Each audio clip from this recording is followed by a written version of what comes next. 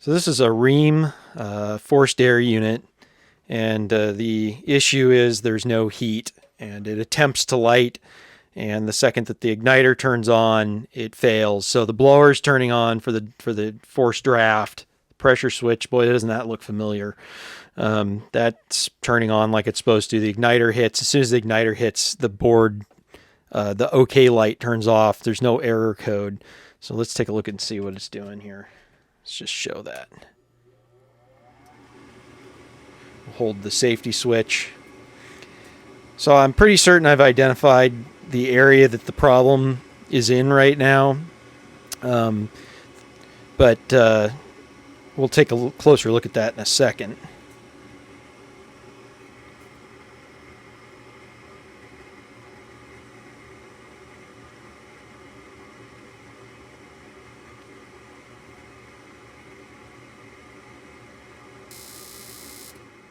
So it fails as soon as the igniter turns on. If I look at this board right here, it looks pretty crusty right there. And that resistor looks like it might be burned up.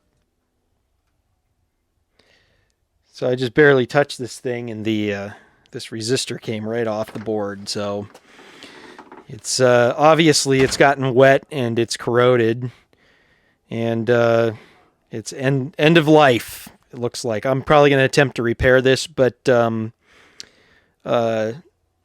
know, this board should be replaced because there's corrosion all over the place.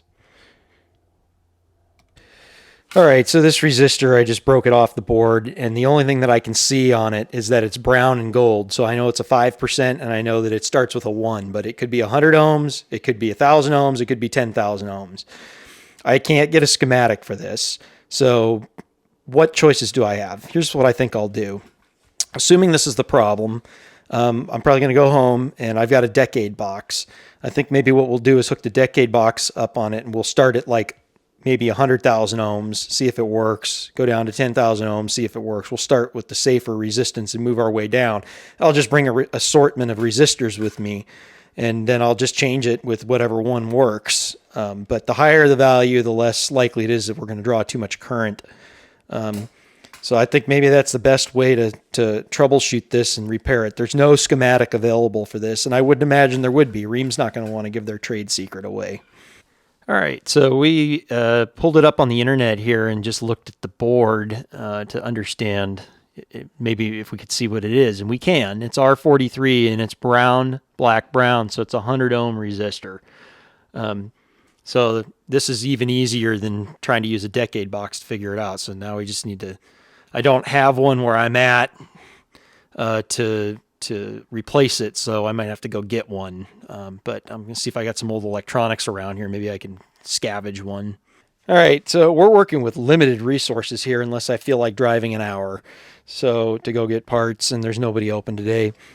These are two old security lights we got laying around here, and there's two 56 ohm resistors in it. We'll just put two of these in series. This should work to get us through. We're just trying to get the heat turned back on. So I'm going to steal both these resistors off here and put them in series and put them on that board, and we'll see if that fixes it. All right, so I measured it out. We got 110 ohms. That's going to be close enough. That's 10%. They were 5% resistors, but that's okay. This'll work. So I just tied them together there, and I'll be able to put these in the board. So let's go get the board, and we'll solder this in there. It's not exactly one of my best repairs, but when you're in a jam and you got no heat and it's cold, this will work just fine. So we got those two resistors soldered in there. Let's plug this thing in and give it a shot and see if it works. Okay, so we got her reinstalled with our hobo repair there. And let's plug it in. Got it. I think I got all the wires back where they're supposed to go. There's an awful lot of connections on here. I wish this was connectorized a little bit better, but let's give it a shot and see if it works. That power light, I would think, I guess I've got to enable it with this safety switch.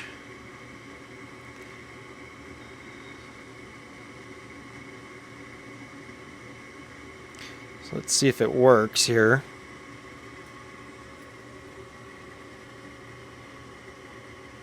This board's in bad shape, but you know, it needs to be replaced. But if I can get it through, you know, a few days, that'd be good.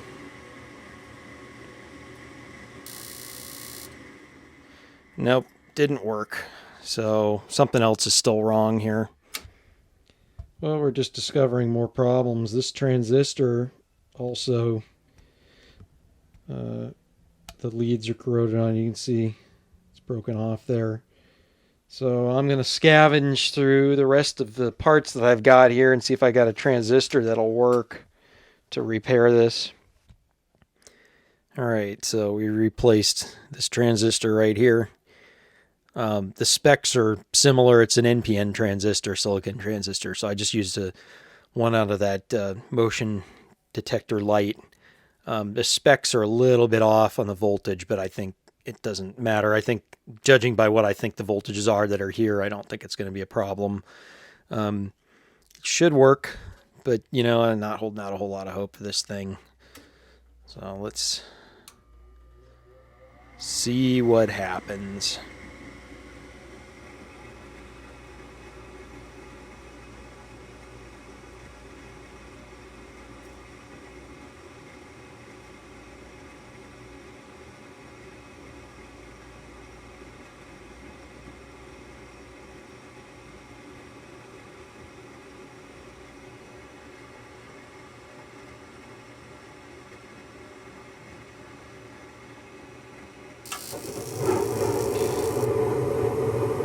And there you have it. That worked. So a couple of bad components on this board. This board needs to be replaced, but you know, you just use some spare parts laying around out of an old motion detector light, and that there goes the blower. So that worked. Just kind of a quick fix for it, scavenging some parts.